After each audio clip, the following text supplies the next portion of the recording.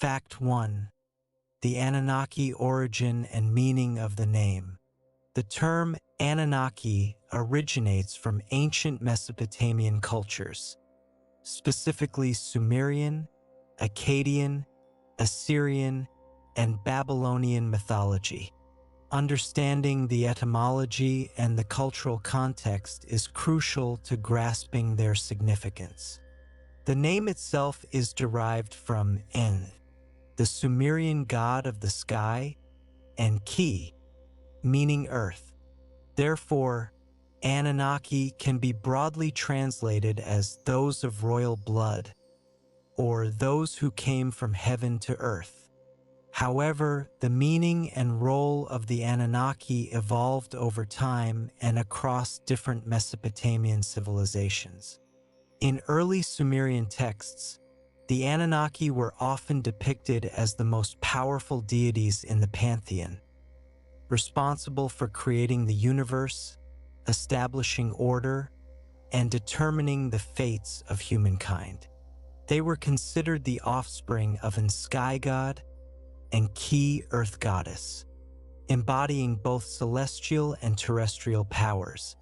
These early Anunnaki were primarily associated with cosmic governance and divine authority. They were the ultimate lawgivers and judges, setting the standards for morality and justice. Their decrees were absolute, and their actions had far-reaching consequences for both gods and mortals. The concept of the Anunnaki as a ruling council of gods, presided over by An, was central to Sumerian religious beliefs. This council made decisions that shaped the world, from controlling the weather to influencing human affairs. They were the architects of civilization, establishing cities, creating laws, and bestowing knowledge upon humanity. The Sumerians believed that the Anunnaki had a profound impact on their lives, and they sought to honor them through rituals, offerings, and the construction of elaborate temples. As Mesopotamian civilizations evolved, the perception of the Anunnaki shifted. In Akkadian and Babylonian texts, the Anunnaki were often divided into two groups: the Igigi, celestial gods, and the Anunnaki, earthly gods. This division reflected a hierarchical structure within the divine realm, with the Igigi serving as attendants to the Anunnaki. The Igigi were responsible for tasks such as maintaining the celestial order, controlling the stars, and carrying out the commands of the Anunnaki.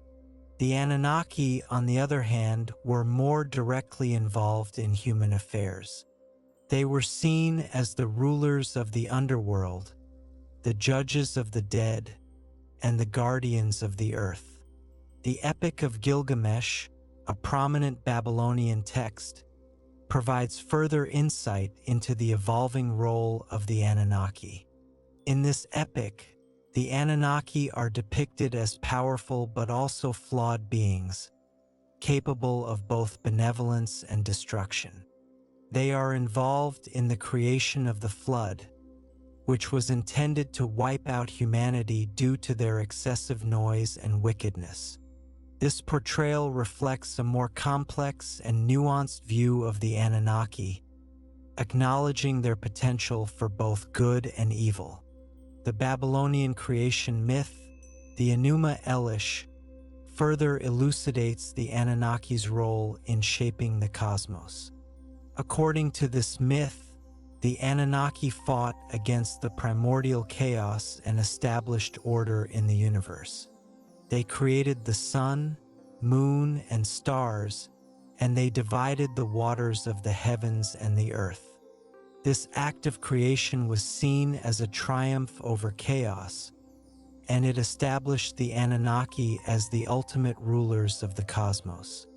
The Anunnaki were not always benevolent towards humanity. In some accounts, they are portrayed as demanding and capricious, requiring constant worship and sacrifices to appease their wrath. They were seen as the masters of humanity, and humans were expected to serve them without question. This portrayal reflects a more authoritarian view of the Anunnaki, emphasizing their power and control over human affairs. Over time, the Anunnaki's importance in Mesopotamian religion gradually declined. As new gods and goddesses emerged, the Anunnaki were relegated to a more peripheral role. However, their legacy continued to influence Mesopotamian culture, and their stories were passed down through generations. Even in later periods, the Anunnaki remained a symbol of divine power and authority, representing the ancient roots of Mesopotamian civilization. The study of the Anunnaki provides valuable insights into the religious beliefs, cultural values, and historical development of ancient Mesopotamia. By examining their, while interpretations vary widely, the prevalent narrative, particularly within alternative history and ancient astronaut theories, suggests the Anunnaki genetically engineered humans for specific purposes, primarily as a labor force.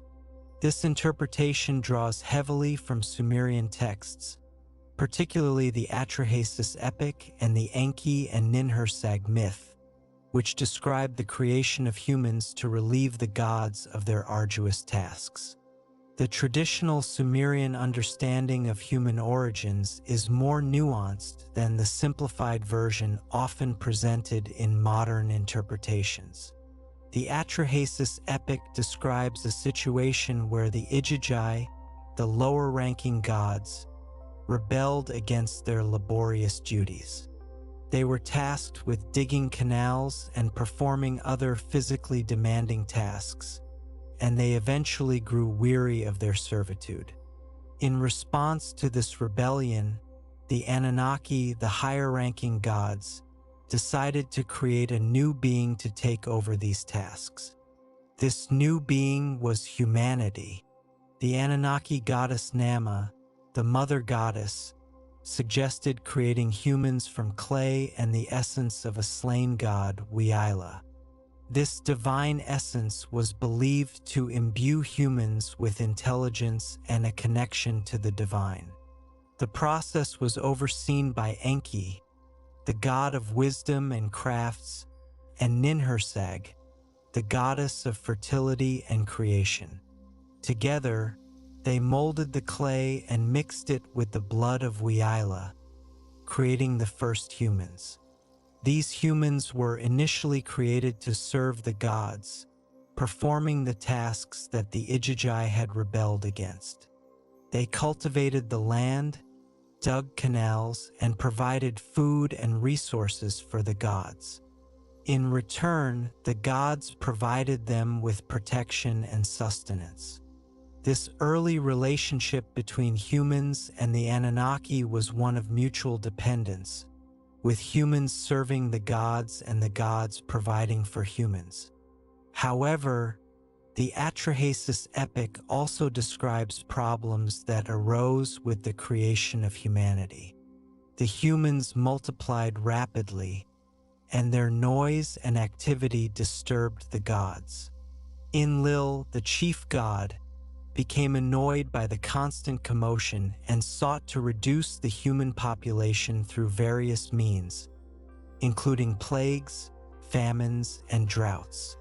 Enki, however, sympathized with humanity and intervened to help them survive these calamities. He provided them with advice and knowledge to overcome the challenges sent by Enlil. This conflict between Enlil and Enki highlights the complex and ambivalent relationship between the gods and humanity. Enlil represents the more authoritarian and demanding aspect of the divine, while Enki represents the more compassionate and benevolent aspect. The alternative interpretations of these texts often emphasize the genetic engineering aspect of human creation. Proponents of this view argue that the Sumerian texts describe a process that is analogous to modern genetic engineering techniques. They suggest that the Anunnaki manipulated the DNA of existing hominids to create a new species that was capable of performing the tasks they desired. This interpretation is based on the idea that the clay and blood mentioned in the texts are metaphors for genetic material.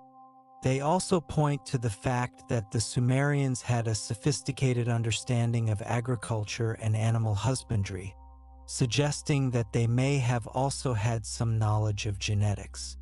However, this interpretation is controversial and is not supported by mainstream scientific or historical scholarship. Critics argue that the Sumerian texts should be interpreted within their historical and cultural context, rather than being read as literal accounts of genetic engineering. They argue that the language and symbolism used in the texts are metaphorical and should not be taken as evidence of advanced technology. Furthermore, the Anunnaki's motivations are often debated. Some theories propose they sought gold for atmospheric repair, a narrative popularized by Zecharia Sitchin, requiring a workforce to extract it. Others suggest they were experimenting with creating a hybrid species for reasons unknown. These theories often interpret Sumerian myths as historical accounts of extraterrestrial intervention, suggesting that the Anunnaki were advanced beings from another planet who visited Earth and interacted with early humans. The impact of this alleged intervention is seen as having accelerated human evolution and development, leading to the rapid advancement of civilization. However, it's crucial to acknowledge that these interpretations are largely based on speculation and extrapolation from ancient texts. The academic community generally views these claims as pseudoscientific and lacking empirical evidence. The mainstream understanding of it also underscores the enduring human fascination with our origins and the search for answers to fundamental questions about our place in the universe. Fact 3. The Anunnaki and the Great Flood, the Deluge Myth. The story of a great flood or deluge is a recurring motif in many ancient cultures, and the Mesopotamian version, particularly as depicted in the Epic of Gilgamesh and the Atrahasis epic, is often linked to the Anunnaki. The flood is portrayed as a divine punishment inflicted upon humanity, and the Anunnaki's role in instigating or mitigating it is a complex and multifaceted aspect of their mythology. This narrative offers insights into ancient Mesopotamian beliefs about divine justice, the relationship between gods and humans, and the cyclical nature of creation and destruction. In the Atrahasis epic, the flood is directly attributed to the Anunnaki god Enlil. Enlil, the chief god of the pantheon, becomes increasingly frustrated with the noise and overpopulation of humanity. He finds their constant activity disruptive and decides to reduce their numbers. Initially, he sends plagues and famines to decimate the human population, but Enki, the god of wisdom and crafts, repeatedly intervenes to help humanity survive. Enki, who is often portrayed as a benevolent and compassionate figure, provides humans with advice and strategies to overcome the challenges sent by Enlil. This ongoing conflict between Enlil and Enki highlights the differing perspectives within the Anunnaki Council regarding humanity's fate. Enlil represents the more authoritarian and punitive aspect of the divine, while Enki represents the more protective and nurturing aspect. Frustrated by his failed attempts to control humanity through plagues and famines, Enlil eventually decides to unleash a great flood to wipe them out entirely. He convinces the other Anunnaki to swear an oath to keep the impending flood a secret from humanity. However, Enki, unwilling to see humanity destroyed, finds a way to warn Atrahasis, also known as Utnapishtim in the Epic of Gilgamesh, a pious and righteous king. Enki instructs Atrahasis to build an ark, a large boat that will protect him, his family, and a selection of animals from the flood. Atrahasis follows Enki's instructions and gathers the necessary materials to build the ark. He loads the ark with his family, animals, and provisions, and seals it shut just before the flood begins. The flood itself is described as a cataclysmic event, with torrential rains and overflowing rivers inundating the entire land. The Anunnaki, witnessing the devastation, are said to be terrified by the magnitude of the destruction. They regret their decision to unleash the flood and mourn the loss of humanity. The flood lasts for 7 days and nights, completely submerging the land and destroying all life. When the waters finally recede, Atrahasis releases birds to determine if the land is dry. Eventually, he lands the ark on a mountaintop and offers sacrifices to the gods.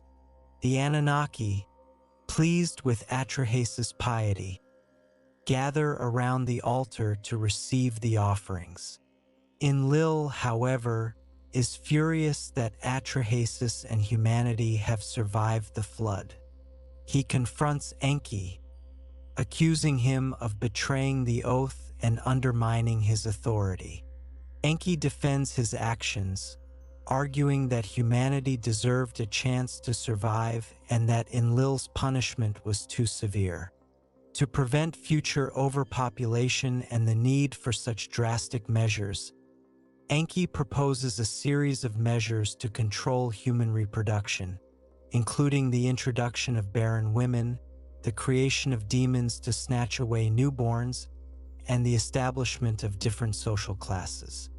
These measures are intended to maintain a balance between the human population and the resources available.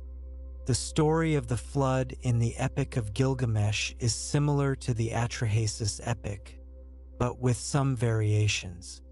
In the Gilgamesh version, Utnapishtim recounts the story of the flood to Gilgamesh, explaining how he survived the cataclysm. The god's motivations for sending the flood are also slightly different in the Gilgamesh version, with the focus being more on the gods' capriciousness and their annoyance with human behavior. The deluge myth, as it relates to the Anunnaki, raises several important questions about their nature and their relationship with humanity. Was the flood a just punishment for human wickedness, or was it an act of divine capriciousness? Did the Anunnaki have the right to decide the fate of humanity? And what does the story of the flood tell us about the ancient Mesopotamian worldview? The interpretation of the flood myth has varied over time and across different cultures. Some see it as a literal account of a historical event, while others view it as a symbolic representation of the cyclical nature of creation and destruction. Regardless of how it is interpreted, the story of the flood remains a powerful and enduring symbol of divine judgment, human resilience, and the enduring quest for survival. The Anunnaki's role in this story highlights their complex and multifaceted nature, portraying them as both creators and destroyers, benevolent protectors and vengeful punishers. Their actions and motivation, understanding their construction, function, and symbolic significance is crucial to comprehending the Anunnaki's influence on Mesopotamian society. The construction of ziggurats was a monumental undertaking, requiring vast resources, skilled labor, and meticulous planning. These structures were typically built of mud bricks, which were readily available in the fertile plains of Mesopotamia. The bricks were sun-dried or baked in kilns to increase their durability. The ziggurats were constructed in multiple layers or terraces, with each layer smaller than the one below, creating a stepped pyramid shape. The outer layers were often faced with glazed bricks, which added color and visual appeal. The most famous ziggurat is the Great Ziggurat of Ur, dedicated to the moon god Nana Sin. This ziggurat, built during the early Bronze Age, is a massive structure that dominates the landscape of Ur. It was originally about 64 meters high, with 3 step terraces and a temple at the summit. The ziggurat was carefully designed to align with the cardinal directions, reflecting the Mesopotamian belief in cosmic order and the importance of orientation in religious architecture. The construction of ziggurats was not simply a matter of engineering and logistics. It was also a deeply religious and symbolic act. The ziggurat was seen as a connection between the earth and the heavens, a bridge between the human and the divine. The step terraces represented the different levels of the cosmos, and the temple at the summit was believed to be the dwelling place of the god or goddess to whom the ziggurat was dedicated. The primary function of ziggurats was religious. They served as temples where priests and priestesses performed rituals, offered sacrifices, and communicated with the gods. The temple at the summit was considered the most sacred space, accessible only to the high priests and priestesses.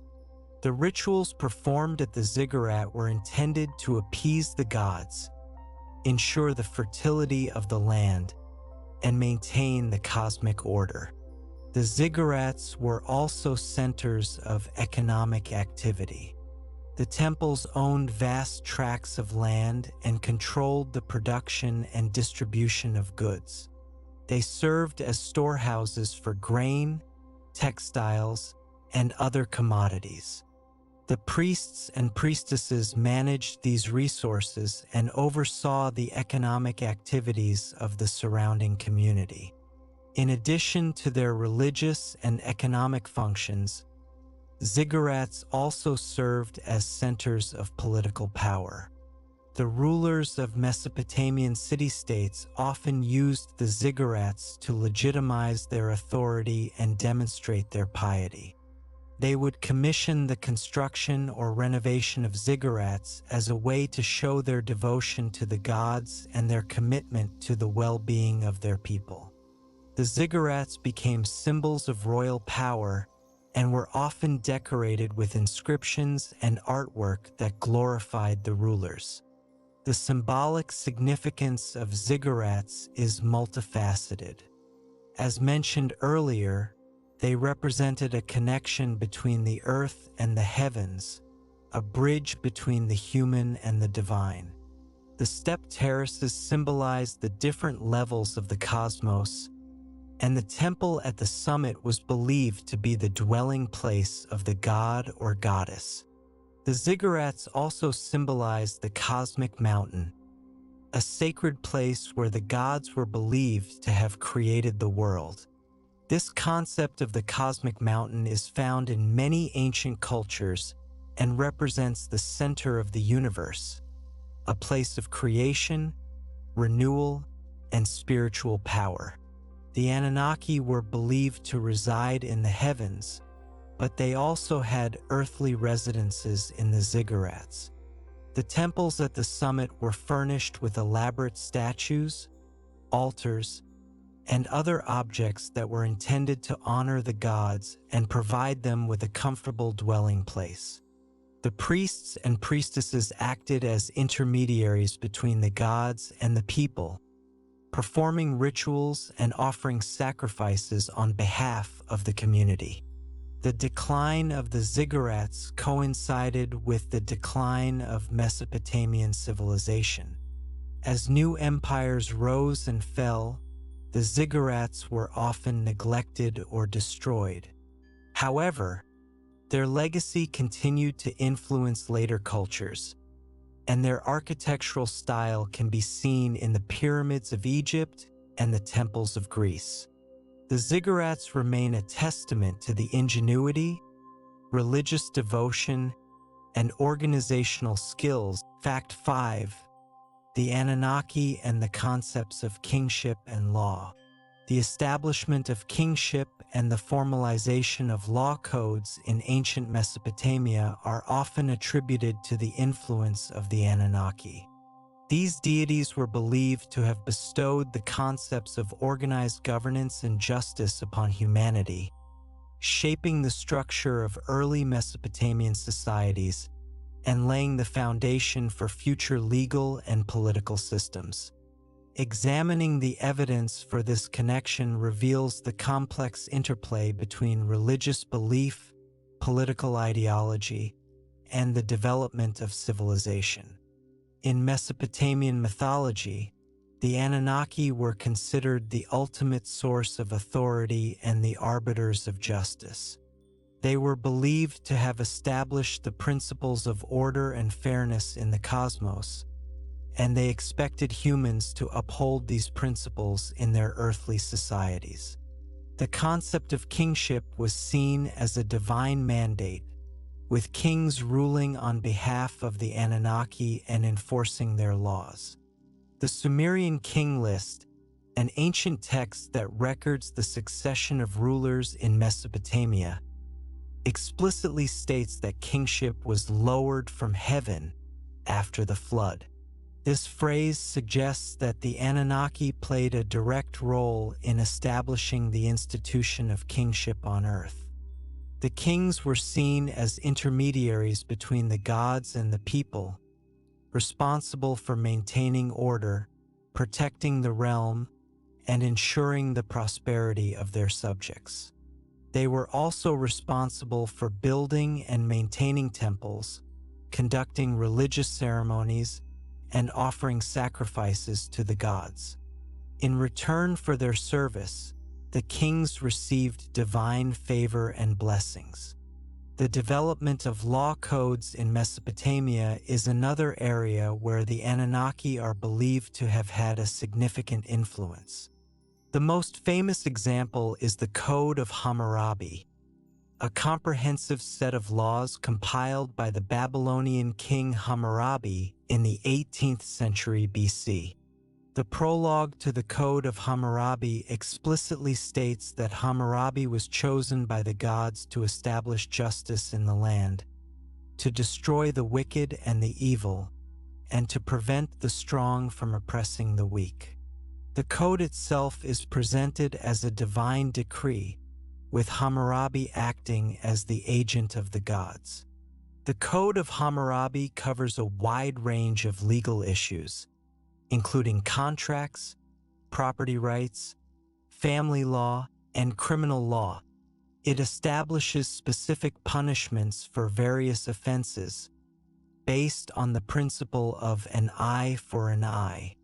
While the code reflects the social and political norms of its time, it also represents an attempt to create a more just and equitable society. However, the influence of the Anunnaki on Mesopotamian law and kingship was not always straightforward. The kings were not simply puppets of the gods. They also had their own ambitions and agendas. They often used religion to legitimize their power and to consolidate their control over their subjects. The priests and priestesses, who served as intermediaries between the gods and the people, also played a significant role in shaping the political landscape. They often exerted considerable influence over the kings and could even challenge their authority. The interpretation of the law was also subject to change over time. As societies evolved and new challenges emerged, the laws were modified and reinterpreted to meet the needs of the day. The Code of Hammurabi, for example, was not the first law code in Mesopotamia. It was preceded by earlier codes, such as the Code of Uarnamu and the Laws of Ashnuna. These earlier codes provide valuable insights into the development of legal thought in Mesopotamia.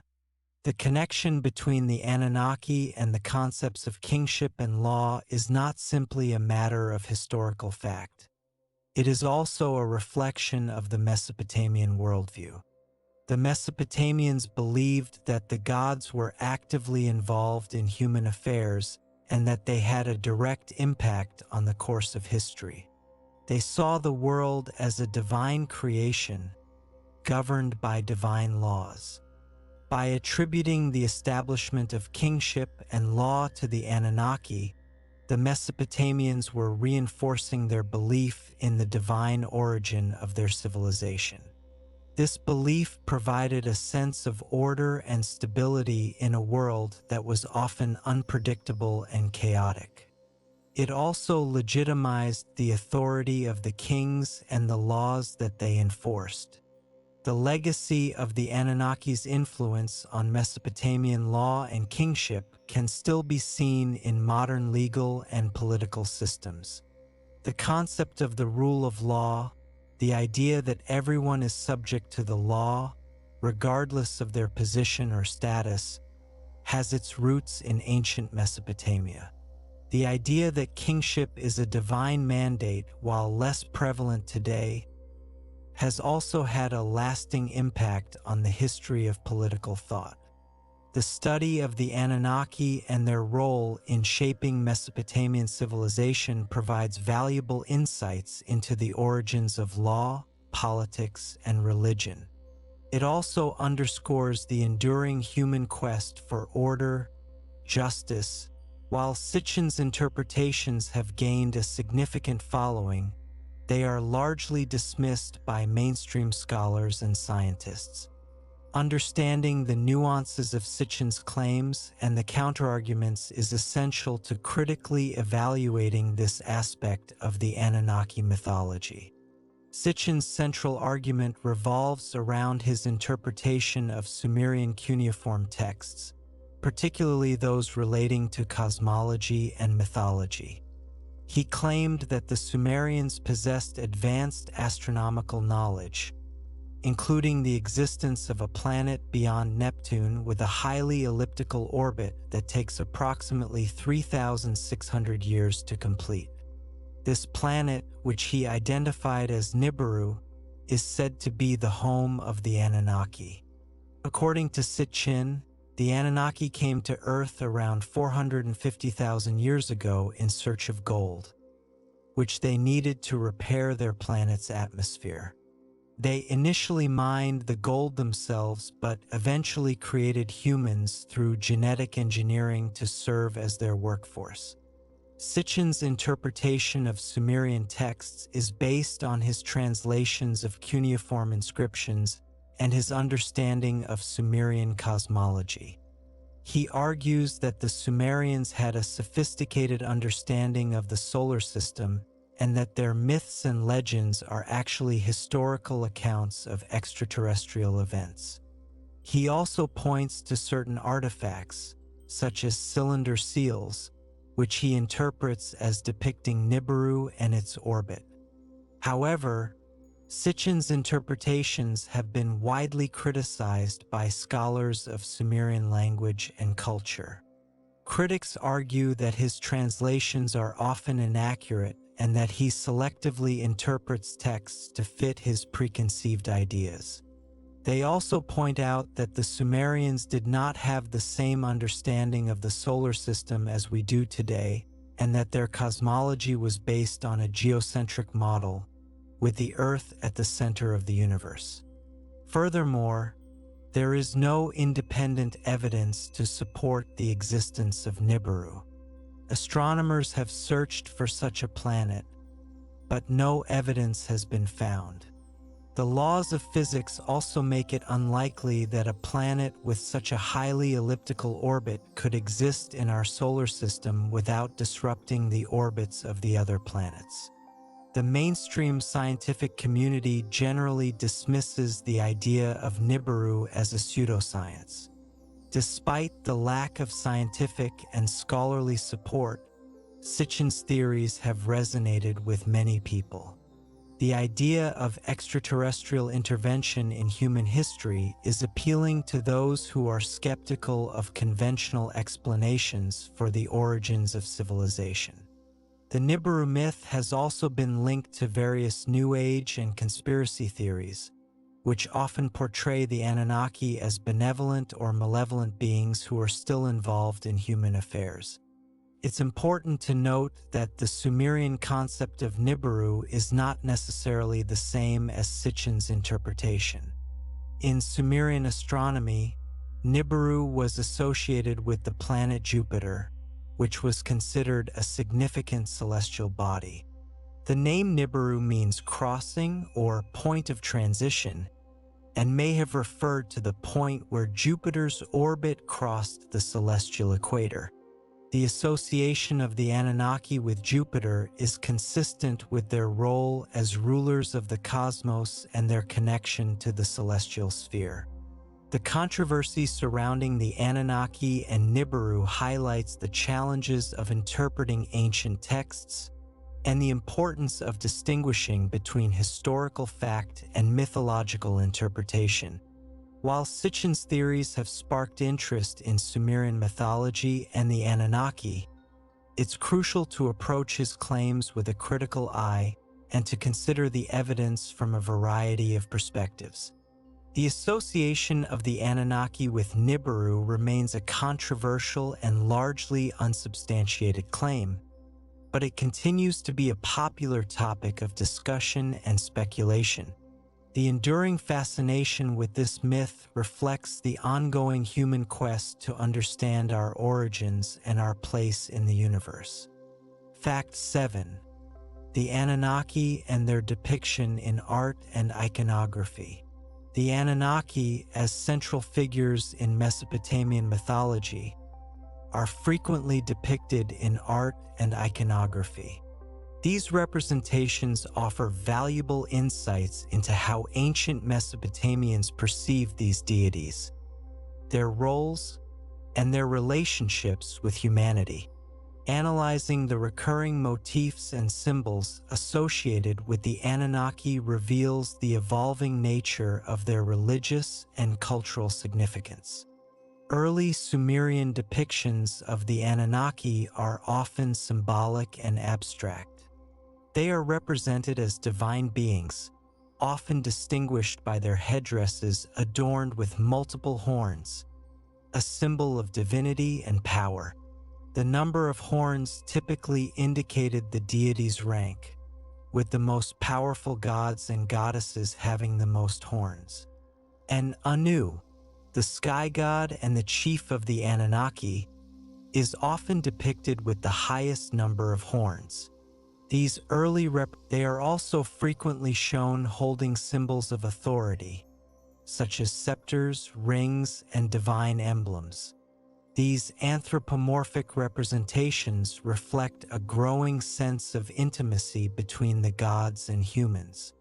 The Anunnaki are portrayed as more relatable figures, capable of interacting with humans and influencing their lives. They are no longer simply distant and abstract beings, but rather active participants in the world.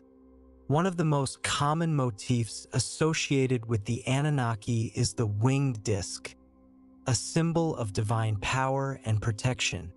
The winged disc is often depicted above the figures of the Anunnaki, representing their celestial nature and their ability to oversee and protect humanity. This symbol is also associated with the sun god Shamash, U2, who is seen as a source of justice and righteousness. The winged disc later became a symbol of royal power and was often depicted on royal seals and monuments. The Anunnaki are also frequently depicted in scenes of creation and destruction. They are shown creating humans, building cities, and establishing laws. They are also shown unleashing floods, sending plagues, and destroying their enemies. These depictions reflect the Anunnaki's dual nature as both creators and destroyers, capable of both benevolence and wrath. In Babylonian art, the Anunnaki are often associated with the god Marduk, the patron deity of Babylon. Marduk is depicted as a powerful warrior god who defeated the primordial chaos and established order in the universe. He is often shown holding a spear or a sword, symbolizing his power and his ability to defend Babylon from its enemies. The Anunnaki are often depicted as Marduk's allies, helping him to maintain order and protect the city. In Assyrian art, the Anunnaki are often depicted as winged genies known as Apkallu. The Apkallu were believed to be wise and benevolent spirits who served as advisors to the kings. They are often shown carrying buckets and cones, which were used in rituals to purify and protect the kings and their palaces. The Apkallu are also depicted as guardians of temples and sacred places, protecting them from evil spirits. The depictions of the Anunnaki in art and iconography reflect the evolving nature of Mesopotamian religion and culture. As societies changed and new ideas emerged, the way the Anunnaki were portrayed also changed. These representations provide valuable insights into the beliefs, values, and worldview of the ancient Mesopotamians. They also demonstrate the enduring power of art to shape and reflect religious and cultural identity. The analysis of Anunnaki iconography requires careful consideration of the historical and cultural context in which these images were created.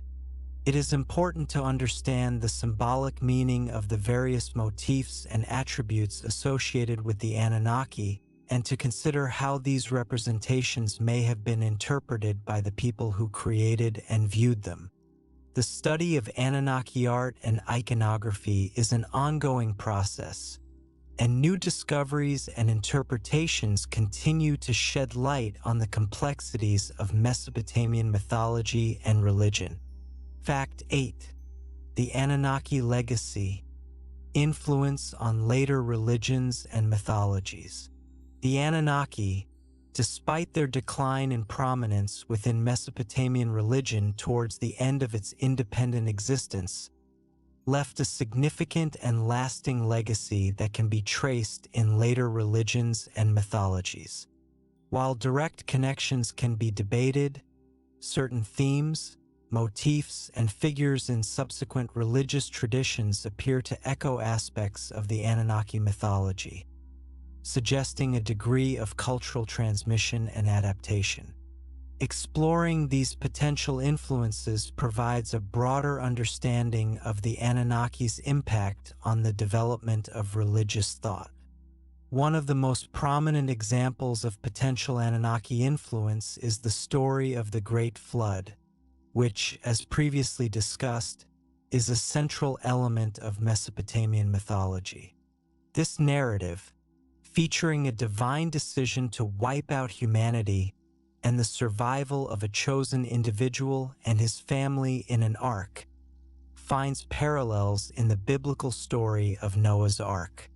While the details of the two stories differ, the overall theme of divine judgment and the preservation of life through a flood is strikingly similar. Some scholars argue that the biblical flood narrative was directly influenced by the Mesopotamian flood myths, transmitted through cultural exchange and adaptation. The name Noah is even suggested by some to be derived from Na, a figure in Islamic tradition who is considered a prophet and a descendant of Adam, further linking back to Mesopotamian roots through shared ancestral narratives.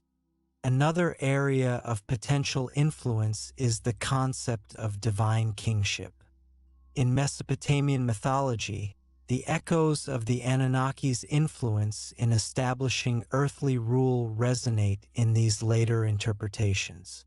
The concept of a hierarchical pantheon of gods, with a chief god at the head, is another element that appears in both Mesopotamian mythology and later religions.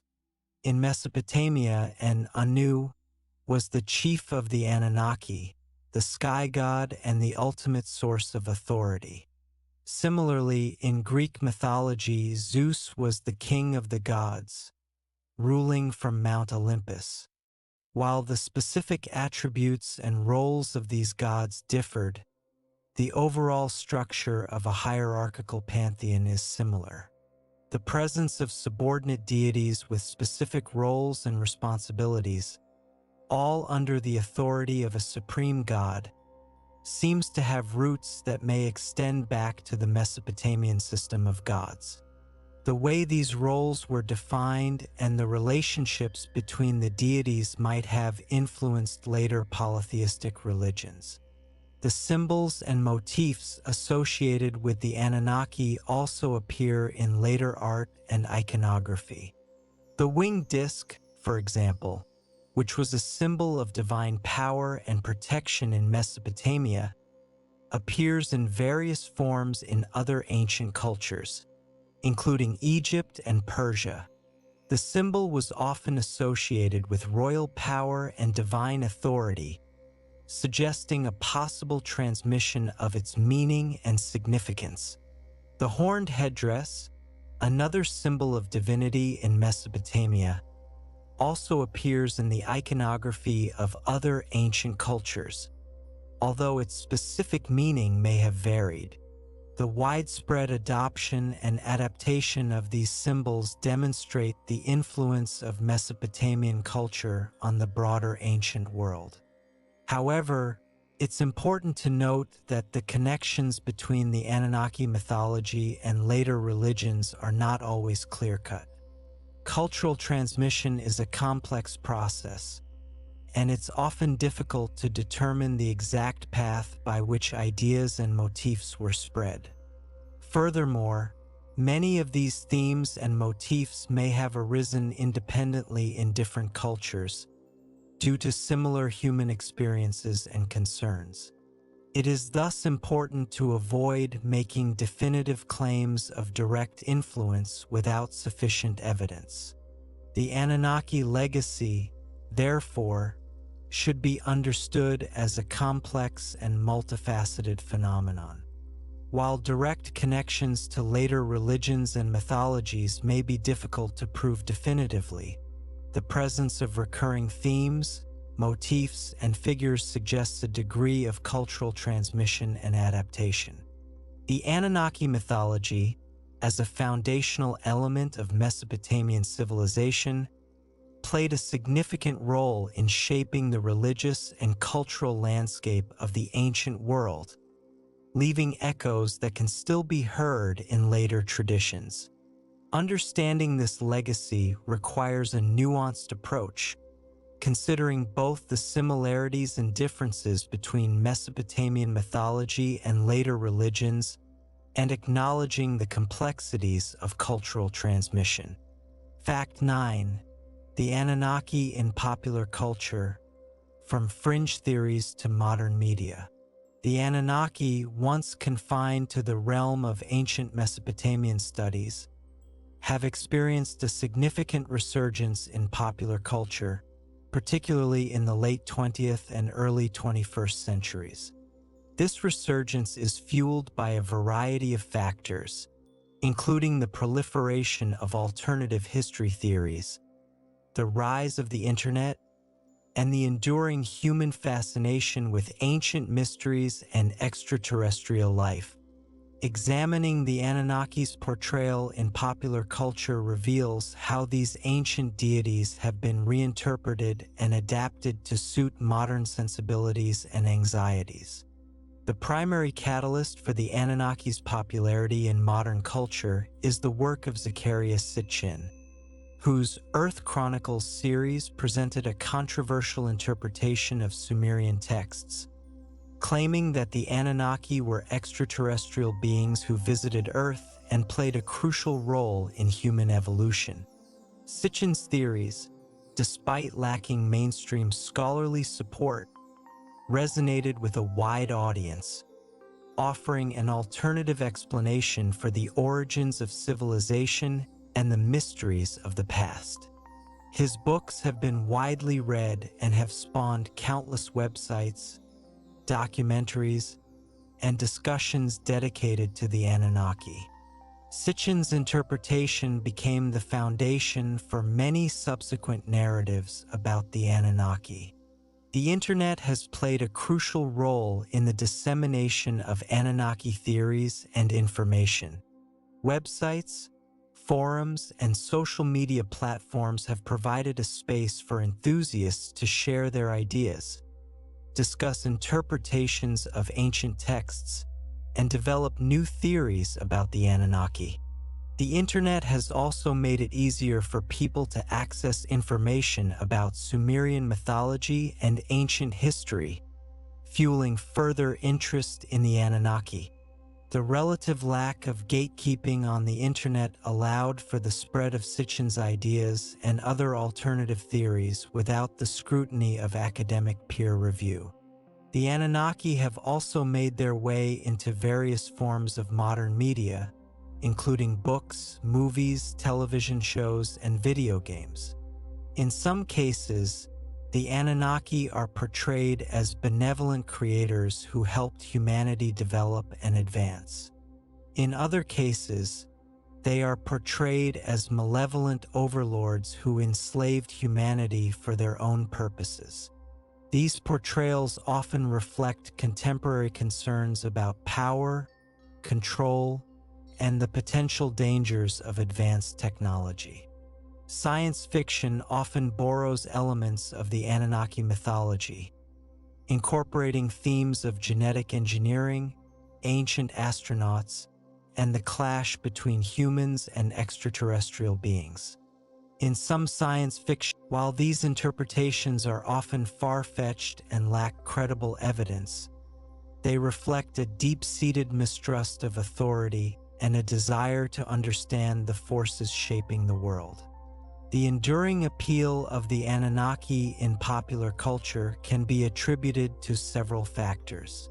First, the Anunnaki mythology offers a sense of mystery and intrigue, providing an alternative explanation for the origins of civilization and the mysteries of the past.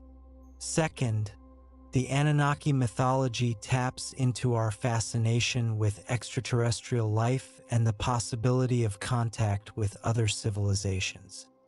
Third, the Anunnaki mythology provides a framework for exploring contemporary concerns about power, control, and the future of humanity. However, it's important to approach the Anunnaki's portrayal in popular culture with a critical eye. Many of the theories and interpretations circulating online and in the media are based on speculation and lack credible evidence. It's crucial to distinguish between well-researched scholarship and unsubstantiated claims, and to be aware of the potential biases and agendas that may be influencing these narratives. The Anunnaki's journey from ancient mythology to modern pop culture highlights the enduring power of myth to capture the human imagination and to provide a framework for understanding our place in the universe. However, it also underscores the importance of critical thinking and the need to distinguish between fact and fiction when exploring complex and often controversial topics. Fact 10. The Anunnaki and the development of agriculture and civilization. The rise of agriculture and the subsequent development of civilization in Mesopotamia are intrinsically linked to the perceived influence of the Anunnaki. While modern science attributes these developments to natural progression and human ingenuity, Mesopotamian mythology often credits the Anunnaki with bestowing the knowledge and skills necessary for agriculture, irrigation, and the establishment of organized societies. Exploring this connection provides insights into the Mesopotamian worldview and their understanding of the relationship between gods and humanity. Mesopotamia, often referred to as the cradle of civilization, witnessed the earliest known development of agriculture around 10,000 BCE. The fertile plains between the Tigris and Euphrates rivers provided ideal conditions for cultivating crops such as wheat, barley, and lentils. This transition from a hunter-gatherer lifestyle to an agricultural one allowed for the establishment of settled communities, the development of specialized labor, and the accumulation of surplus resources. The Anunnaki were often credited with providing humans with the knowledge and skills necessary to cultivate the land and manage water resources. In Sumerian myths, the goddess Nasaba, for example, was associated with writing, learning, and agriculture. She was believed to have taught humans how to measure fields, calculate yields, and keep records of harvests.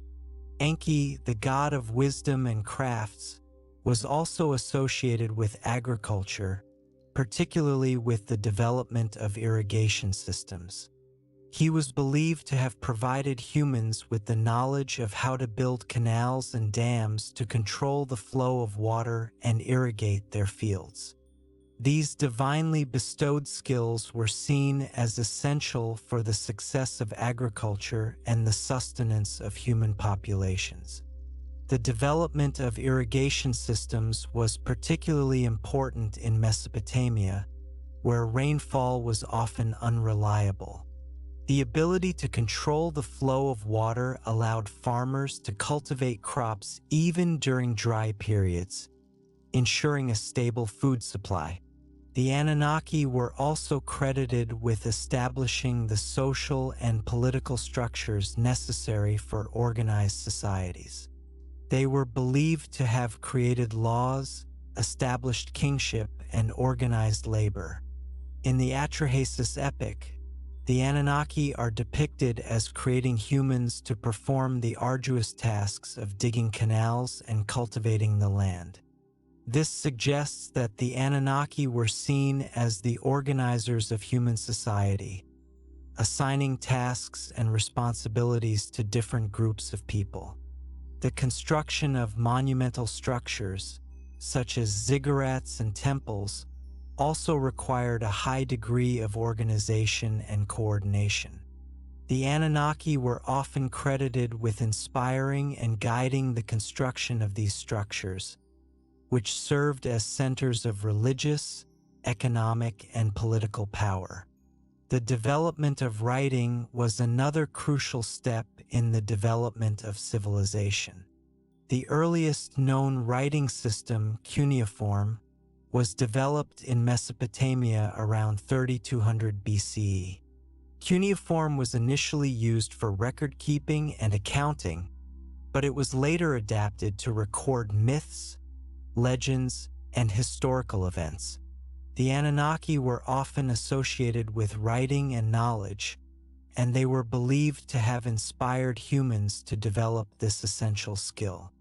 Nasaba, as mentioned earlier, was the goddess of writing and learning, and she was often depicted holding a stylus and a clay tablet.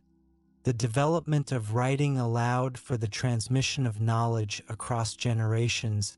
The connection between the Anunnaki and the development of agriculture and civilization reflects the Mesopotamian understanding of the relationship between gods and humanity.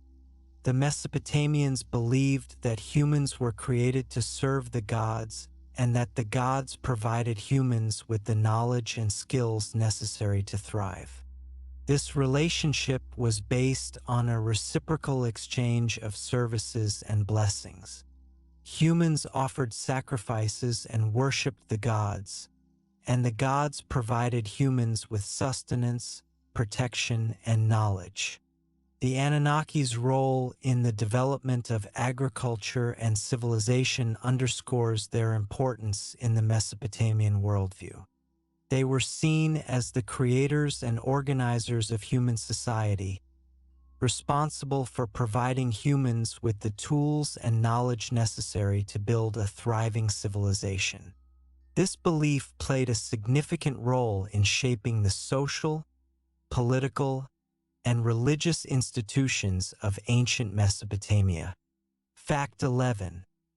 The Anunnaki and the concept of divine retribution, sickness, famine, and natural disasters as punishment. In Mesopotamian belief, the Anunnaki weren't solely benevolent providers. They also wielded the power of divine retribution. Sickness, famine, and natural disasters were often interpreted as punishments inflicted by the Anunnaki upon humanity for perceived transgressions, disrespect, or a failure to maintain the proper cosmic order. Examining this aspect of Anunnaki mythology reveals a complex understanding of divine justice and the delicate balance between human behavior and the well-being of society.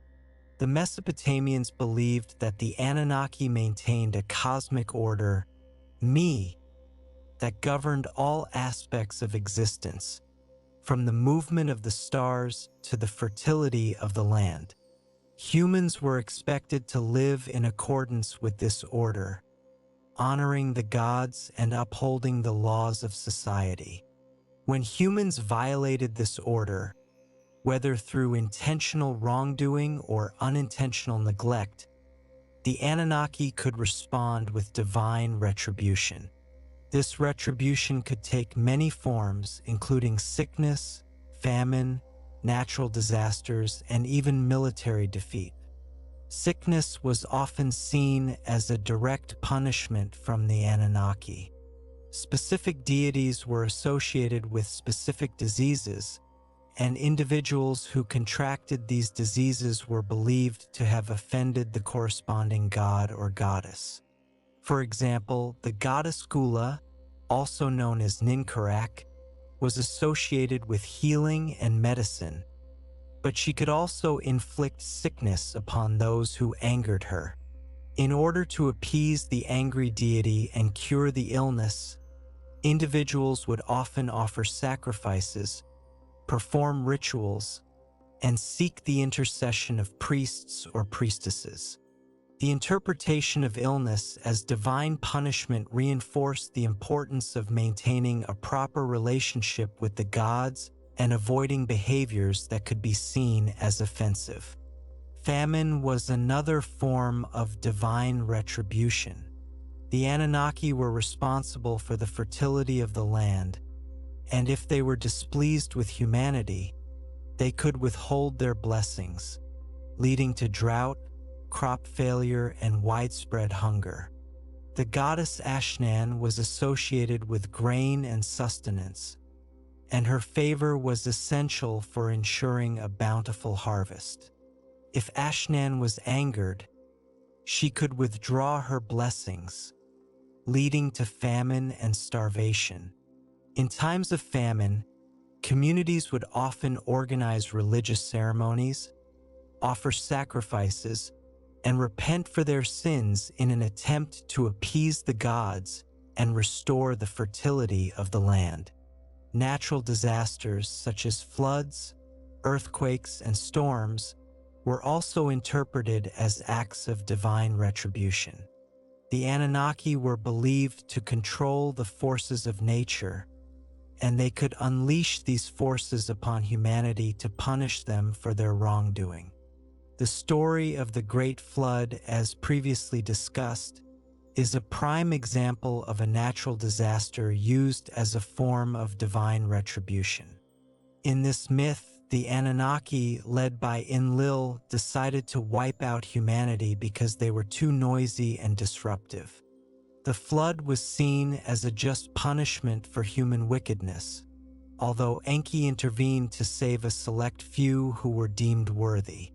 Military defeat was also seen as a sign of divine displeasure. The Anunnaki were believed to protect their chosen cities and rulers, and if a city was conquered or a king was overthrown, it was often interpreted as a sign that the gods had withdrawn their favor. In such cases, the conquered people would often attribute their defeat to their own sins or to the anger of their patron deity. They might also attribute their defeat to the superior power of the gods of the conquering city. The belief in divine retribution had a profound impact on Mesopotamian society. It encouraged people to adhere to religious norms, obey the laws, and maintain a proper relationship with the gods. It also provided a framework for understanding and coping with suffering and misfortune. However, the concept of divine retribution could also lead to fear, anxiety. The concept of divine retribution highlights the complex and multifaceted nature of the Anunnaki in Mesopotamian mythology. They were not simply benevolent creators, but also powerful and demanding rulers who could inflict punishment upon those who violated their laws or offended their sensibilities. Understanding this aspect of Anunnaki mythology is essential for comprehending the Mesopotamian worldview and their understanding of the relationship between gods and humanity. Fact 12. The Anunnaki and the significance of dreams and divination. In ancient Mesopotamia, dreams and divination were considered crucial methods of communication with the divine realm, particularly with the Anunnaki. These practices provided insights into the will of the gods, offered warnings about impending dangers, and guided important decisions in both personal and political life. Exploring the role of dreams and divination in Mesopotamian society reveals the deep-seated belief in the Anunnaki's active involvement in human affairs and the various techniques used to decipher their messages. Dreams were seen as a direct channel through which the Anunnaki could communicate with humans. They were not considered random or meaningless occurrences, but rather potent messages that required careful interpretation. The Mesopotamians believed that the soul could travel during sleep and encounter divine beings or receive glimpses of the future. The interpretation of dreams was a specialized skill, practiced by trained dream interpreters, who could decipher the symbolic meaning of dream images and provide guidance based on their analysis. Royal dreams were considered particularly significant, as they were believed to reflect the Anunnaki's favor or displeasure with the king and his reign. A favorable dream could be interpreted as a sign of divine support for the king's policies, while a negative dream could be a warning of impending disaster. Dream interpreters played an important role in advising the king and helping him make decisions that would please the gods. The Epic of Gilgamesh features several significant dreams that foreshadow future events and provide guidance to the hero. These dreams highlight the importance of dreams in Mesopotamian culture and their role in shaping human destiny. Divination, the practice of seeking knowledge of the future or the unknown through supernatural means, was another important way of communicating with the Anunnaki. Various methods of divination were practiced in Mesopotamia, including hepatoscopy, examining the liver of sacrificed animals, astrology, studying the movements of the celestial bodies, and cleromancy, casting lots. Each of these methods was believed to provide insights into the will of the gods and to reveal information about the future. Hepatoscopy, the examination of the liver, was considered one of the most reliable methods of divination. The liver was believed to be the seat of the soul, and its appearance was thought to reflect the intentions of the gods. Specially trained priests, known as Baru, would carefully examine the liver of a sacrificed animal, looking for signs of disease, blemishes, or unusual formations. These signs were then interpreted according to established rules and traditions, providing insights into the future or the will of the gods. Astrology, the study of the movements of the celestial bodies, was also an important method of divination. The Mesopotamians believed that the positions of the planets and stars could influence human affairs. Astrologers would study the sky and create horoscopes, which were charts that mapped the positions of the celestial bodies at a particular time. These horoscopes were then used to predict the future or to provide guidance on important decisions. The Anunnaki were associated with the celestial bodies, and their movements were believed to reflect the Anunnaki's will. Cleromancy, the casting of lots, was a simpler method of divination that could be used to answer yes or no questions. Lots were typically small objects, such as stones or sticks, that were marked with different symbols. These objects were then cast or drawn randomly, and the resulting combination of symbols was interpreted to provide an answer. While cleromancy was a simpler method than hepatoscopy or astrology, it was still seen as a way to communicate with the Anunnaki and to gain insights into the divine will. The practice of divination was closely linked to the Anunnaki temples.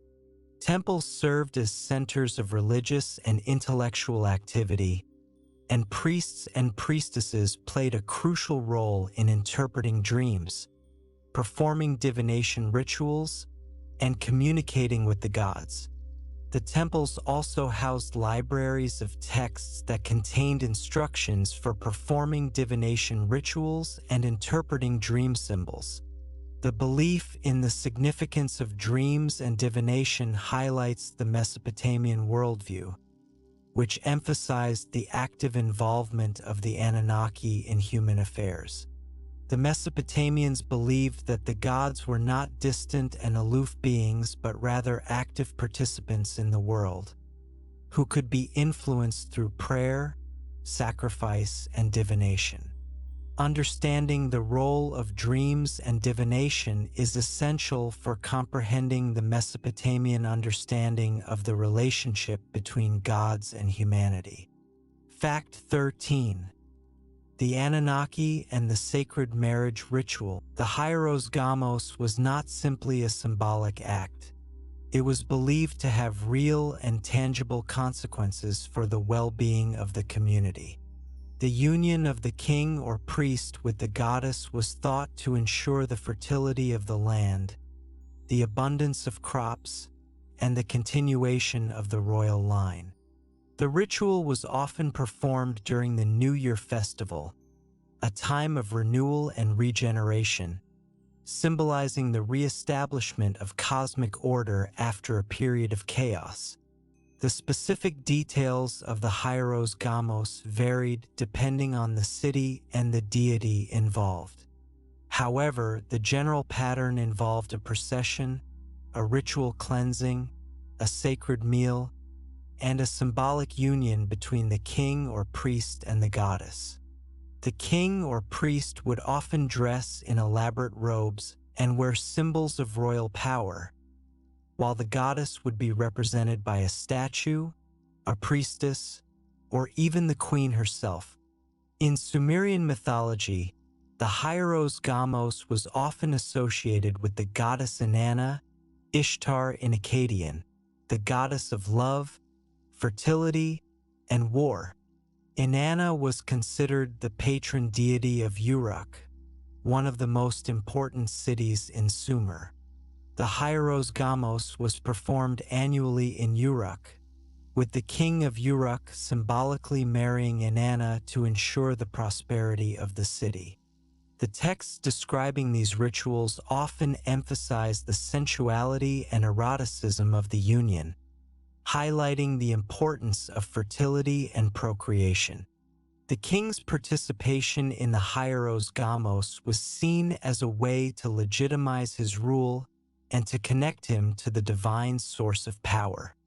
By symbolically uniting with the goddess, the king became a representative of the Anunnaki on Earth, responsible for maintaining order and ensuring the well-being of his people. The Hieros Gamos also served to reinforce the social hierarchy. The king's role in the ritual highlighted his elevated status and his unique relationship with the gods.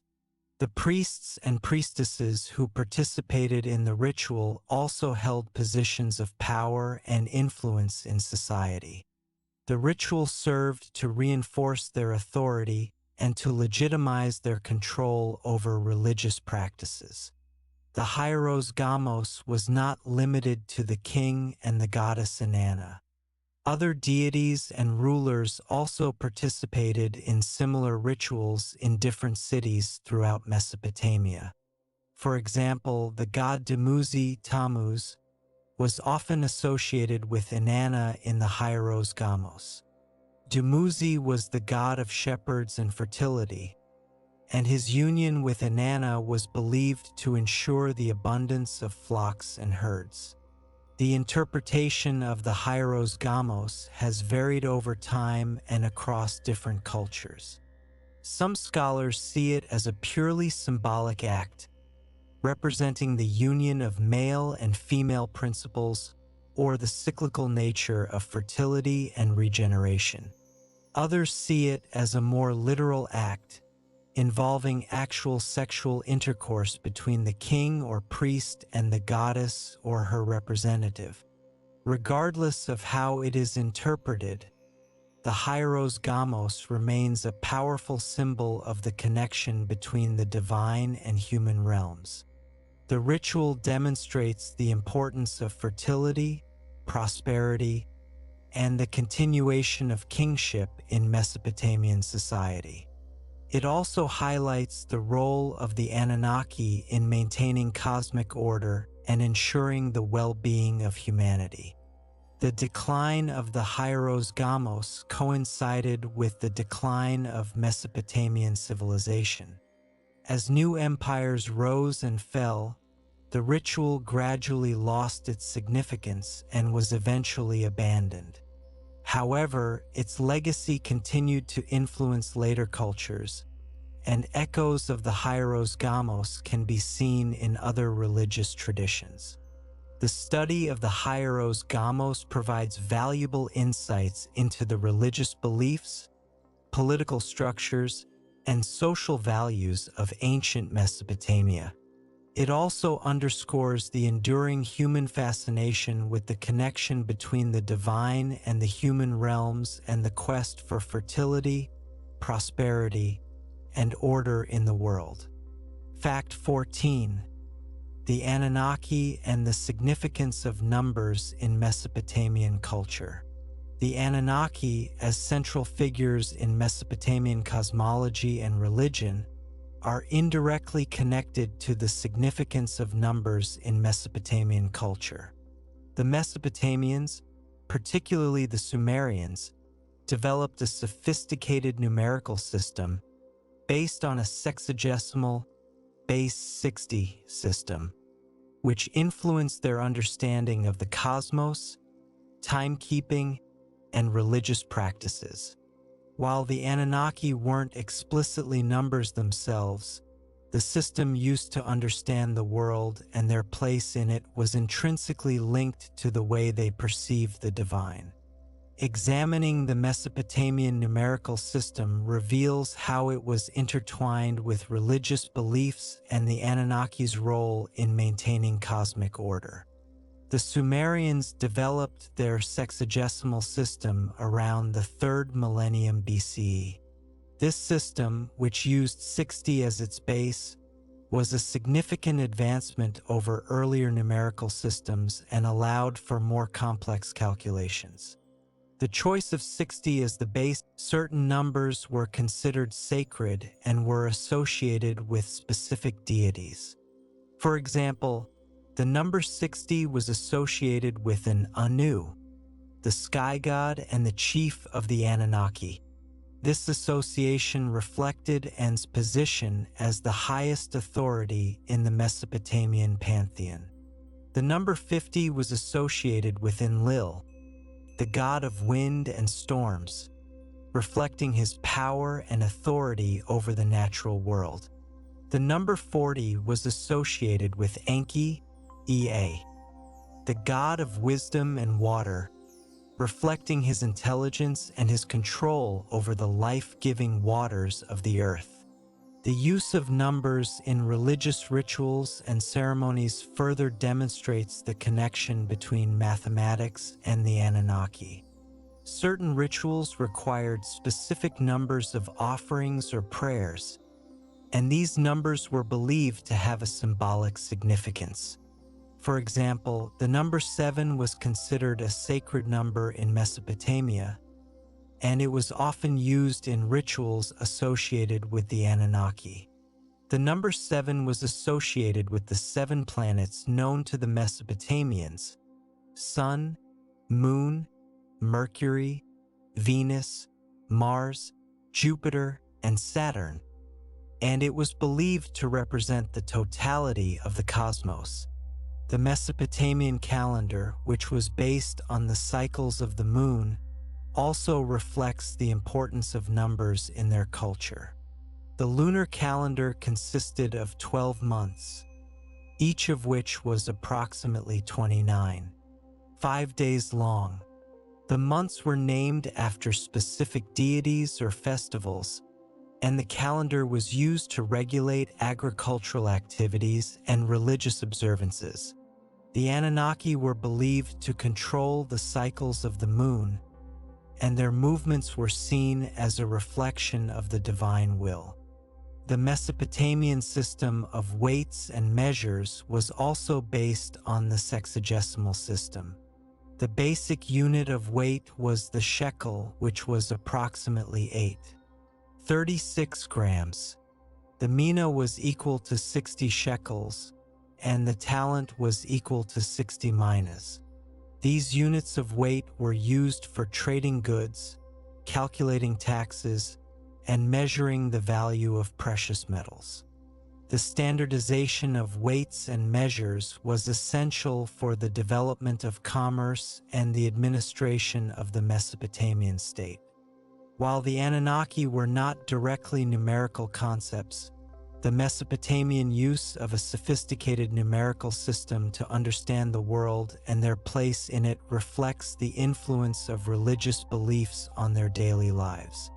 The association of numbers with specific deities, the use of numbers in religious rituals, and the reliance on mathematical calculations for timekeeping and administration demonstrate the deep intertwining of mathematics and religion in ancient Mesopotamia.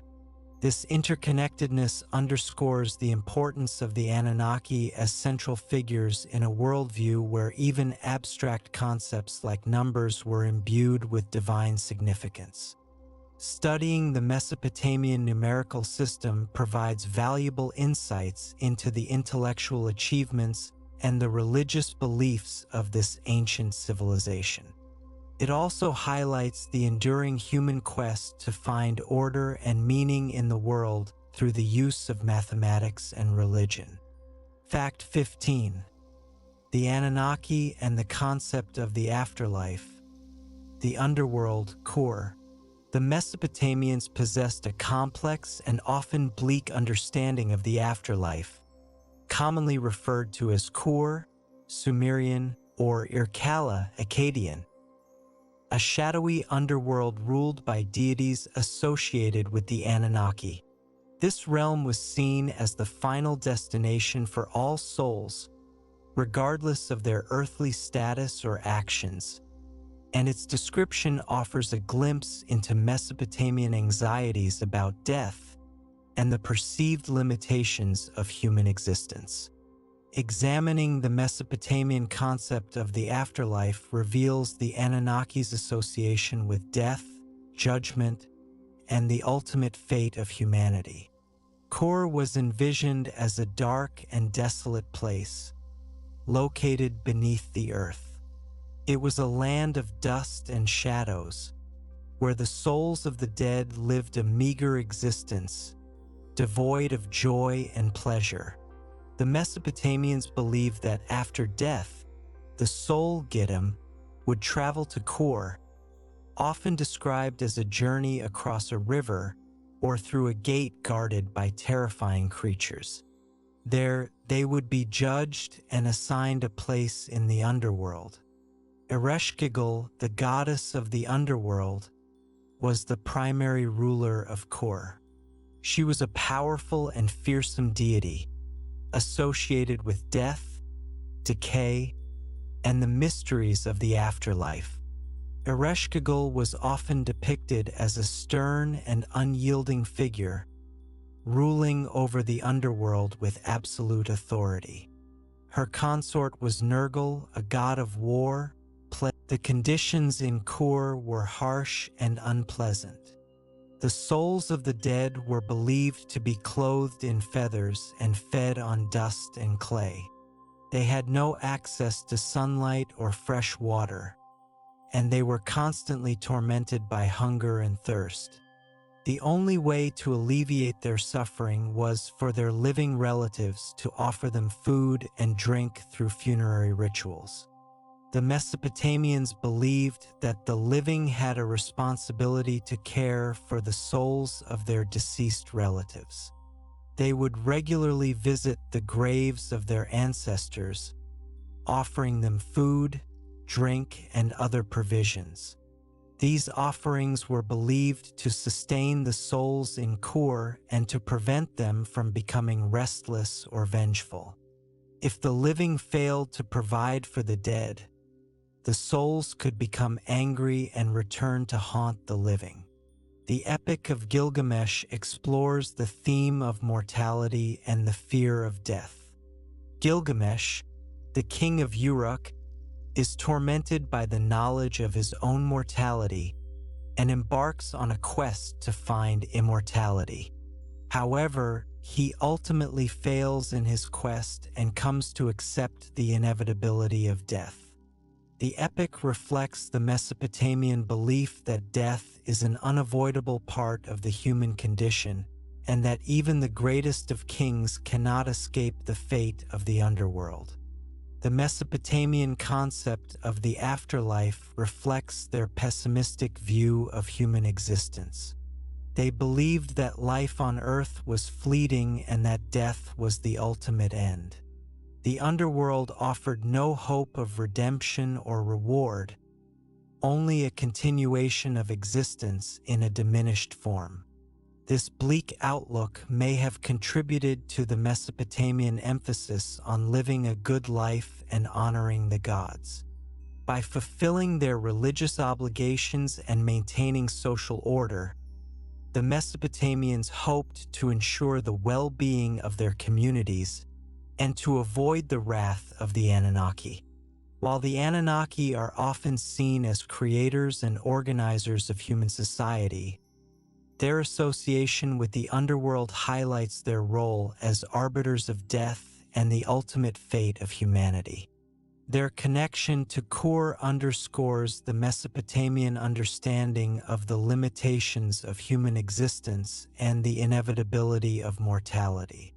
Studying the Mesopotamian concept of the afterlife provides valuable insights into their religious beliefs, their worldview, and their understanding of the relationship between gods and humans. Fact 16. The Anunnaki and the different classes of deities in Mesopotamian pantheon, Igigi, Anunnaki, and beyond. The Mesopotamian pantheon was not a monolithic entity. It comprised various classes of deities, each with specific roles, responsibilities, and hierarchical positions. The Anunnaki were just one group within this complex divine structure, and understanding their place in relation to other divine beings, particularly the Igigi, is crucial for grasping the nuances of Mesopotamian religious beliefs. Examining the different classes of deities sheds light on the Anunnaki specific functions and their interactions within the broader cosmic order. The most commonly cited distinction is between the Anunnaki and the Igigi. While both groups are often referred to as gods, their roles and status differed significantly. The Anunnaki were generally considered the senior deities, the rulers of the cosmos, and the ultimate authority figures in the Mesopotamian pantheon. They were responsible for creating the world, establishing laws, and determining the fates of humanity. The Igigi, on the other hand, were often depicted as the junior deities, the workers or servants of the Anunnaki. They were tasked with performing various labors, such as digging canals, maintaining the temples, and carrying out the commands of the senior gods.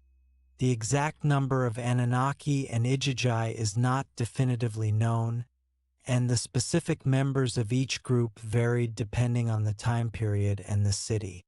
However, some deities were consistently identified as members of the Anunnaki, including an Anu, Enlil, Enki, Ea, Ninhursag, Ki, and Marduk.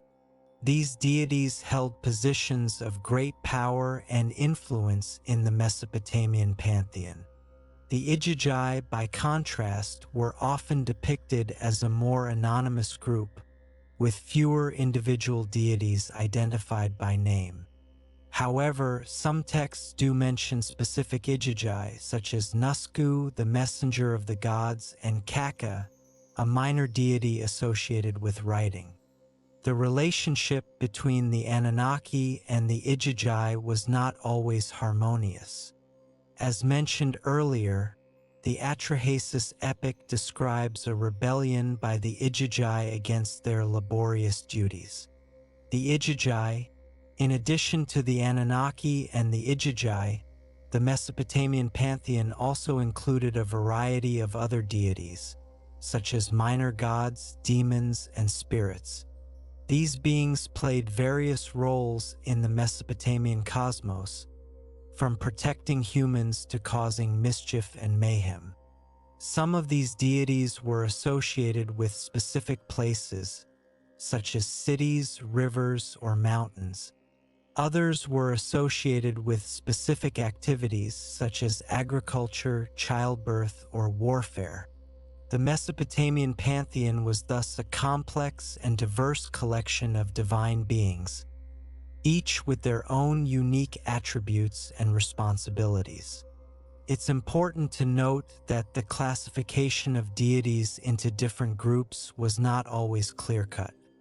Some deities may have been considered members of both the Anunnaki and the Igigi, depending on the context.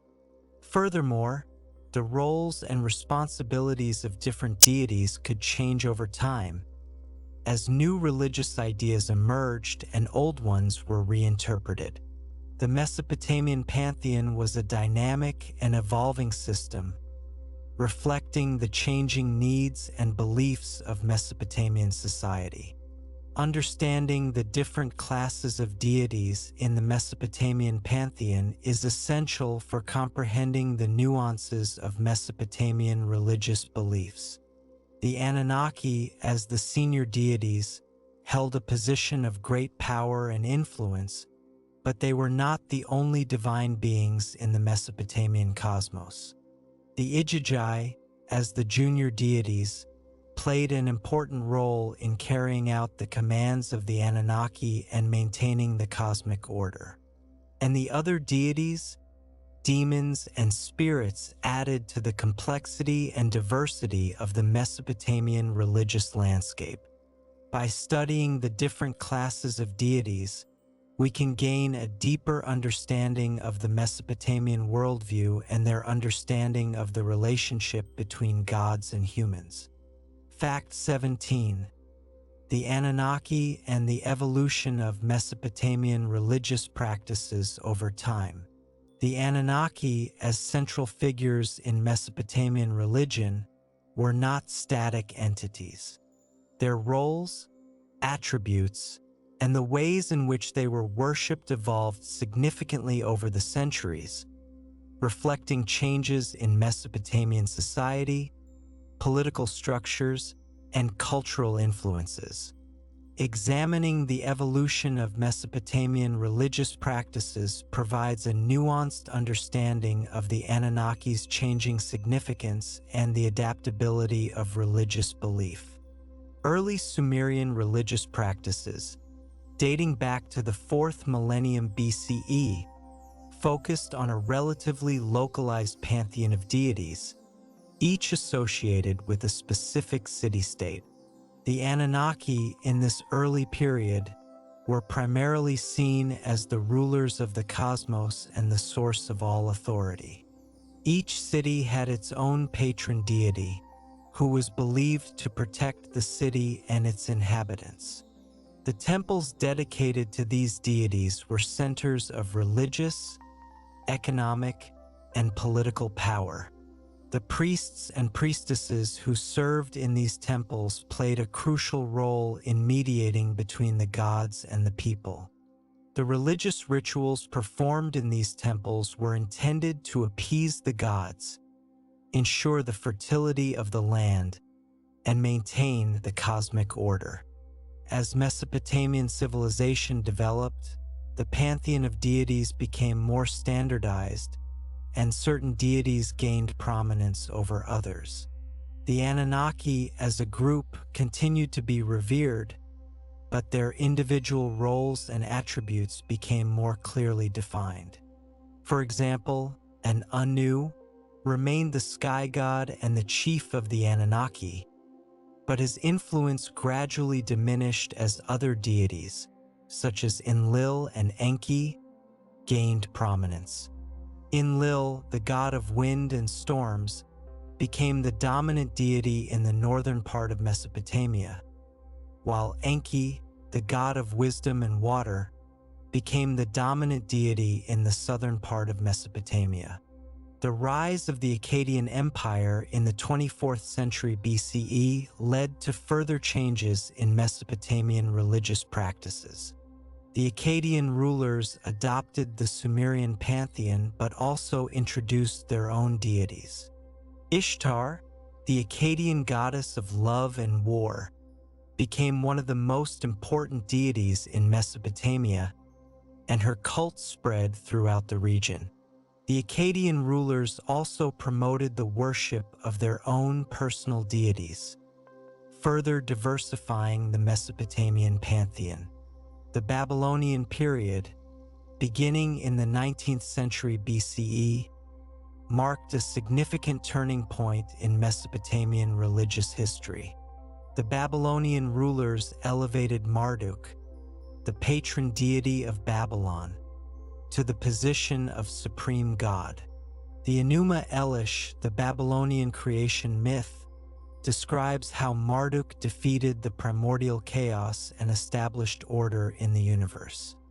Marduk's rise to prominence reflected the growing political power of Babylon and the Babylonian rulers' desire to legitimize their authority. The Assyrian religious practices emphasized the power and might of the Assyrian Empire and its rulers. The Neo-Babylonian period, beginning in the 7th century BCE, saw a resurgence of Babylonian culture and religion. The Babylonian rulers rebuilt the temples of Marduk and the other Babylonian deities, and they restored the ancient religious rituals. The Neo-Babylonian period marked a final flourishing of Mesopotamian religious traditions before the region was conquered by the Persians in the 6th century BCE. Over time, Mesopotamian religious practices became more complex and elaborate. The temples became increasingly elaborate, and the religious rituals became more formalized. The role of the priests and priestesses became more specialized, and they developed a vast body of religious knowledge. The Mesopotamian religion also incorporated elements from other cultures, reflecting the region's diverse population and its interactions with neighboring civilizations. The evolution of Mesopotamian religious practices demonstrates the adaptability of religious belief to changing social, political, and cultural conditions. The Anunnaki, as central figures in Mesopotamian religion, were not immune to these changes. Their roles, attributes, and the ways in which they were worshipped evolved over time, reflecting the dynamic nature of Mesopotamian civilization. Fact 18. The Anunnaki and the role of the priest/priestess in Mesopotamian society. The priests and priestesses held a position of immense influence and authority, serving as intermediaries between the human and divine realms and playing a crucial role in maintaining social, political, and economic stability. Their connection to the Anunnaki was fundamental to their authority, as they were believed to be the interpreters of the gods' will and the caretakers of their earthly residences. Examining their roles illuminates the vital connection between the Anunnaki and the daily lives of Mesopotamians. In Mesopotamian society, priests and priestesses were not simply religious figures. They were also scholars, administrators, and advisors to the rulers. They were responsible for performing religious rituals, interpreting dreams, and divining the future. They also managed the temples, which were centers of economic activity, and oversaw the distribution of resources.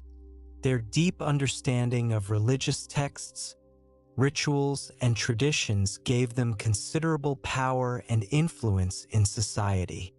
The process of becoming a priest or priestess varied depending on the time period and the city. In some cases, priesthood was hereditary, with positions passed down from father to son. In other cases, individuals were chosen for their piety, intelligence, or skill. The training of priests and priestesses was rigorous and demanding. They had to learn to read and write cuneiform, study religious texts, and master the complex rituals and ceremonies. They also had to learn about medicine, astronomy, and other sciences, as these subjects were considered important for understanding the divine order. The priests and priestesses were responsible for performing a wide range of religious rituals.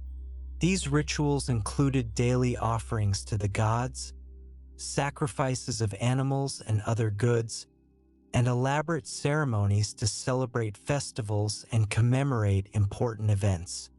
The rituals were believed to appease the gods, ensure the fertility of the land, and maintain the cosmic order. The priests and priestesses also played a role in healing the sick. They believed that sickness was often caused by the anger of the gods, and they would perform rituals and offer prayers to appease the deities and restore health. They also used herbal remedies and other medical techniques to treat illnesses. The temples were not just places of worship. They were also centers of economic activity. The temples owned vast tracts of land and controlled the production and distribution of goods. The priests and priestesses managed these resources and oversaw the economic activities of the surrounding community. They also collected taxes and tribute, which were used to support the temples and to fund public works projects. The priests and priestesses were also responsible for maintaining the temples and their surroundings. They oversaw the construction and repair of temples. Their authority derived directly from their perceived connection to the divine realm. This connection allowed them to interpret omens, deliver prophecies, and mediate between the human world and the world of the gods. Over time, the role of the priests and priestesses changed, reflecting the evolving nature of Mesopotamian society. In some periods, they held great political power, influencing the decisions of the rulers. In other periods, their power was more limited, and they were subject to the authority of the kings. However, throughout Mesopotamian history, the priests and priestesses remained a vital part of society, providing religious guidance, administering economic resources, and maintaining the cultural traditions of the Mesopotamian people. The study of the priests and priestesses provides valuable insights into the religious beliefs, social structures, and economic practices of ancient Mesopotamia. It also underscores the importance of religion in shaping the lives of the Mesopotamian people and the role of the Anunnaki as the central figures in their religious worldview. Fact 19. The Anunnaki and the significance of cylinder seals in Mesopotamian society. Cylinder seals, small, engraved cylinders made of stone, metal, or other materials, were ubiquitous objects in ancient Mesopotamia, serving as personal signatures, administrative tools, and powerful symbols of status and belief.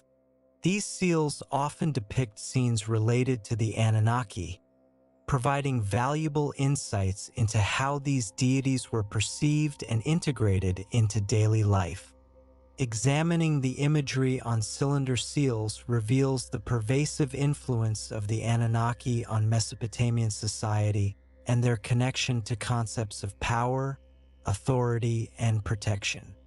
Cylinder seals were used to impress an image onto clay tablets, pottery, and other surfaces. The seal would be rolled across the soft clay, leaving behind a unique and intricate design. Each individual typically owned one or more cylinder seals, which they wore on a string around their neck or wrist. The seals served as a form of identification, allowing individuals to authenticate documents, mark property, and participate in commercial transactions. The designs on cylinder seals varied widely, but they often included images of gods, goddesses, heroes, animals, and mythological creatures. The seals were not simply decorative objects. They were powerful symbols of status, authority, and belief. The images depicted on the seals reflected the owner's social standing, their religious beliefs, and their personal identity. Many cylinder seals depict scenes related to the Anunnaki. These scenes provide valuable insights into how the Mesopotamians perceived these deities and their role in the cosmos.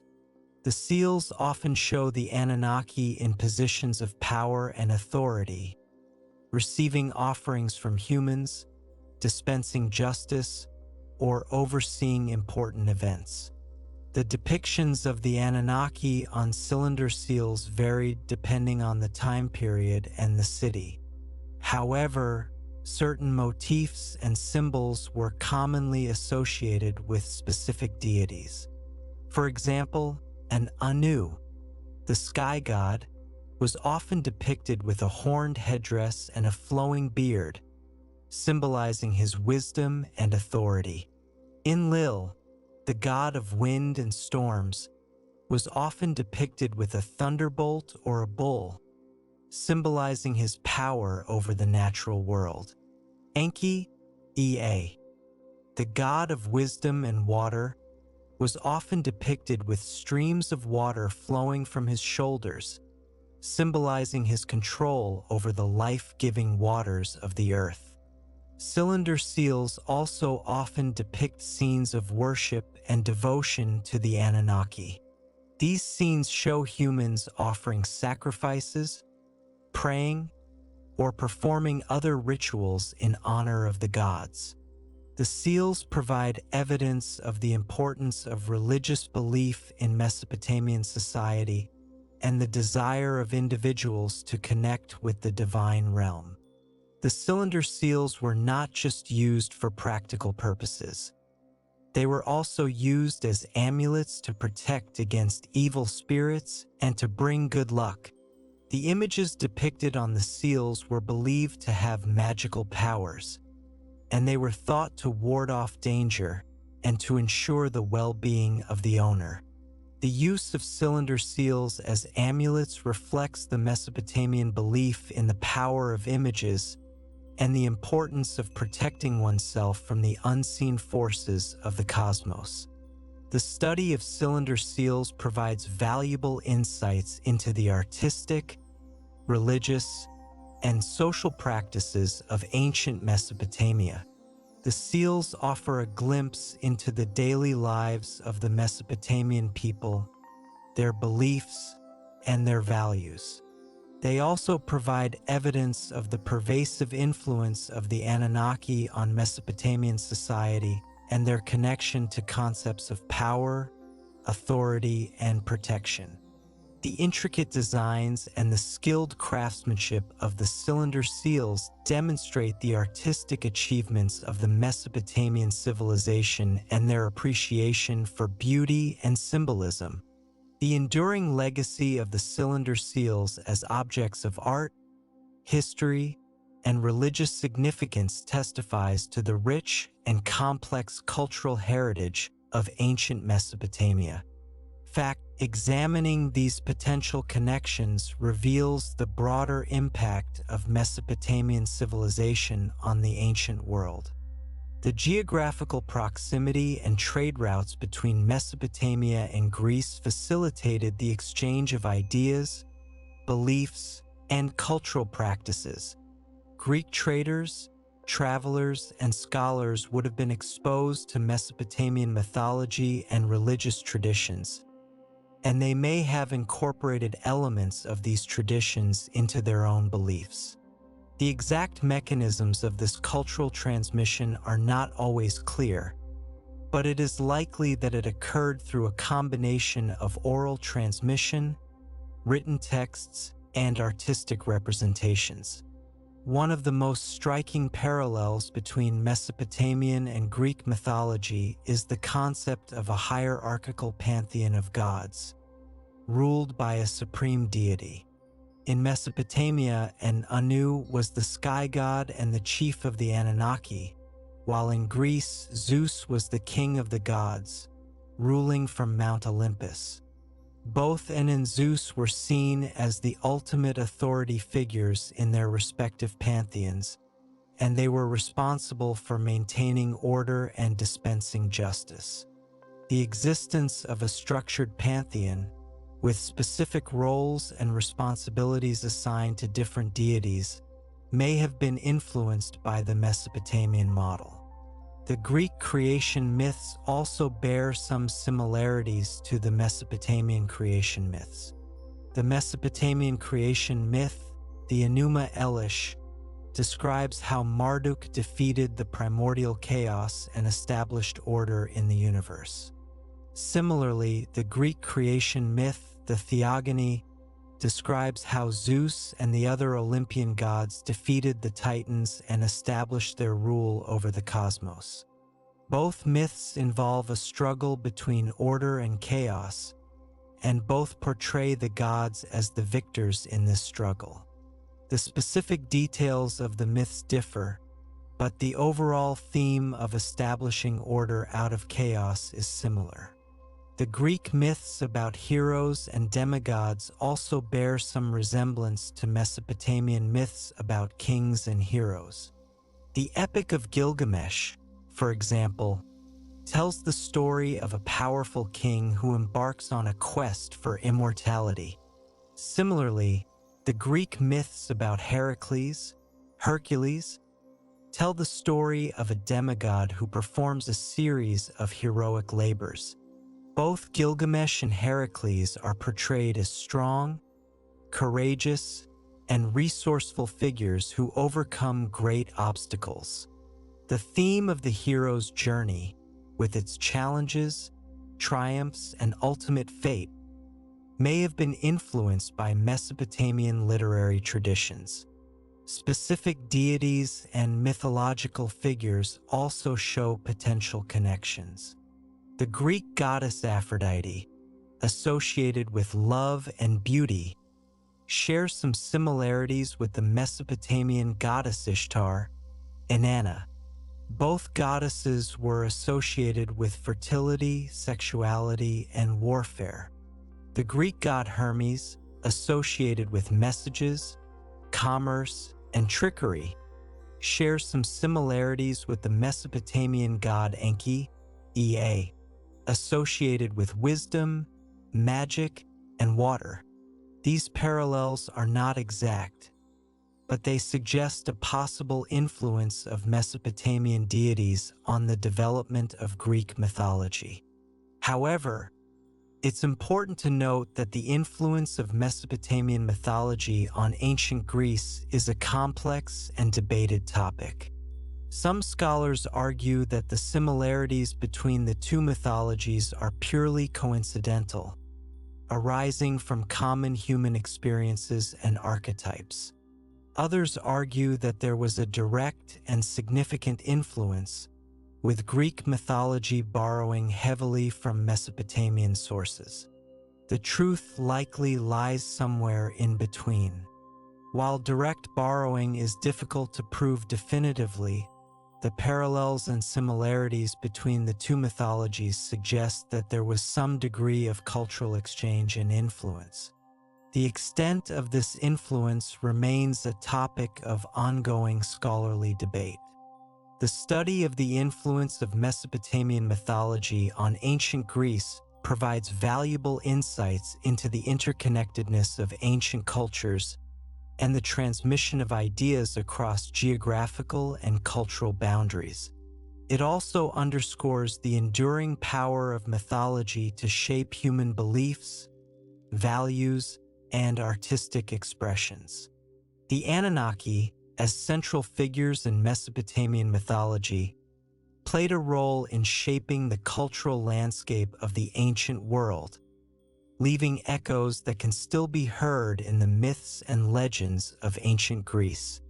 Fact 21. The Anunnaki and their association with specific celestial objects and constellations. In Mesopotamian astronomy and astrology, the Anunnaki were closely associated with specific celestial objects, constellations, and astronomical phenomena.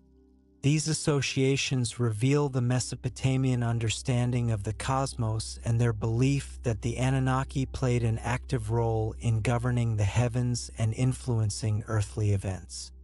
Examining these connections reveals the intertwining of religious belief, astronomical observation, and the development of early scientific thought. The Mesopotamians were keen observers of the night sky. He was seen as the ruler of the heavens, and his presence was felt throughout the cosmos. Certain constellations and stars were also specifically linked to An, representing his power and authority. Enlil, the god of wind and storms, was associated with the planet Jupiter. Jupiter was the largest and brightest planet in the sky, and it was seen as a symbol of Enlil's power and authority. The Mesopotamians believed that the movements of Jupiter could influence weather patterns, agricultural yields, and political events. Enki, Ea, the god of wisdom and water, was associated with the constellation Aquarius. Aquarius is a constellation that depicts a man pouring water from a jar, symbolizing Enki's control over the life-giving waters of the earth. The Mesopotamians believed that the position of Aquarius in the sky could influence the flooding of the Tigris and Euphrates rivers. Ishtar, Inanna, the goddess of love and war, was associated with the planet Venus. Venus is the brightest object in the night sky after the moon, and it was seen as a symbol of Ishtar's beauty and power. The Mesopotamians believed that the movements of Venus could influence human emotions, relationships, and warfare. Shamash, U2, the sun god, was associated with the sun itself.